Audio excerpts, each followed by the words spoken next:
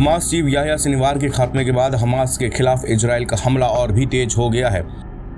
उत्तरी गाजा के बेत लाहिया में इजराइल के भीषण हमले में 87 लोगों की जान चली गई, जबकि कई लापता बताए जा रहे हैं। मरने वालों की संख्या और भी बढ़ सकती है। गाजा के स्वास्थ्य मंत्रालय ने ये जानकारी दी। फिलिस्तीनी अफसरों ने कहा कि बेत लाहिया शहर पर शनिवार को रात भर और फिर रविवार को भी हमले जारी रहे। स्वास्थ्य अधिकारियों ने इस हमले में 40 लोगों के घायल होने की पुष्टि की है। आपको बता दें, बेत लाहिया उत्तरी गाजे में जबालिया और बेत हनून का पड़ोसी शहर है। ये तीनों शहर इजरायली हमलों से बुरी तरह प्रभावित हैं। स्वास्थ्य अधिकारियों ने बताया कि मृतकों में 2 दंपति और उनके 4 बच्चे, एक महिला का बेटा, बहू और उनके 4 बच्चे शामिल हैं। शनिवार रात भर चले हमले में इजराइल ने कई घरों और एक बहुमंजिला रिहायशी इमारत को निशाना बनाया।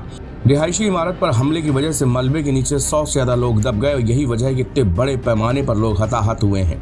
लाहिया में हमलों पर इजरायली सेना की ओर से तत्काल कोई टिप्पणी नहीं की गई। हालांकि इजरायली सेना की ओर से कहा गया कि उसने सेना ने गाजा में हवाई और जमीनी हमले दोनों जारी रखे हुए हैं। वह इन हमलों को तब तक जारी रखेगा जब तक कि वो हमास को पूरी तरह से खत्म नहीं कर देता। वहीं गाजा में राहत और बचाव काम में लगी एजेंसियों ने बताया कि इंटरनेट बंद होने और सड़कों पर फैले मलबे की वजह से लोगों तक मदद नहीं पहुंच पा रही है। यहां तक कि इजरायली सेना की घेराबंदी के चलते भोजन, पानी और दवा जैसी जरूरी चीजों भी आम लोगों तक नहीं पहुंच पा रही हैं, जिससे यहाँ पे मानवीय संकट और भी ज्यादा बढ़ गया है।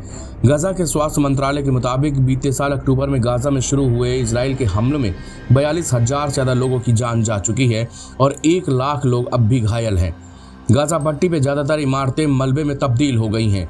बीते 1 साल में गाजा पट्टी में 10 लाख से भी ज्यादा लोग बेघर हो चुके हैं। आपको बता दें, शनिवार को ड्रोन के जरिए हिजबुल्लाह ने इजरायली प्रधानमंत्री बेंजामिन नेतन्याहू के आवास को निशाना बनाया था। हमले के बाद नेतन्याहू और उनकी पत्नी सारा घर पर नहीं थे। हमले के बाद नेतन्याहू ने कहा था कि हिजबुल्लाह का मकसद उन्हें और उनकी पत्नी को मारना था। इजराइल पर हिजबुल्लाह के रॉकेट हमले के बाद इजरायली वायुसेना ने बेरूत में आतंकी ठिकानों पर बमबारी की, जबकि इजरायली सैनिकों ने लेबनान में घुसने के बाद सबसे तगड़ा ऑपरेशन चलाया। शनिवार को उत्तरी इजराइल पर हिजबुल्लाह ने 100 से ज्यादा रॉकेट दागे, जिसमें एक व्यक्ति की जान चली गई थी, जबकि कम से कम 10 लोग घायल हो गए थे। इसके साथ ही लेबनान से भेजे गए एक ड्रोन ने इजरायली प्रधानमंत्री बेंजामिन नेतन्याहू के आवास को निशाना बनाया। जवाबी कार्रवाई करते हुए इजरायली सेना IDF ने कहा कि उसने दक्षिणी लेबनान में अब तक के सबसे बड़े ऑपरेशन को अंजाम देते हुए हिजबुल्लाह के कमांड सेंटर को ध्वस्त कर दिया है। इजरायली सेना के 98वें डिवीजन में सैनिकों ने हिजबुल्लाह के ठिकानों पर छापा मारा। सेना ने बताया कि इसमें निगरानी उपकरण शामिल थे जो इजरायली कस्बों पर नजर रखते थे।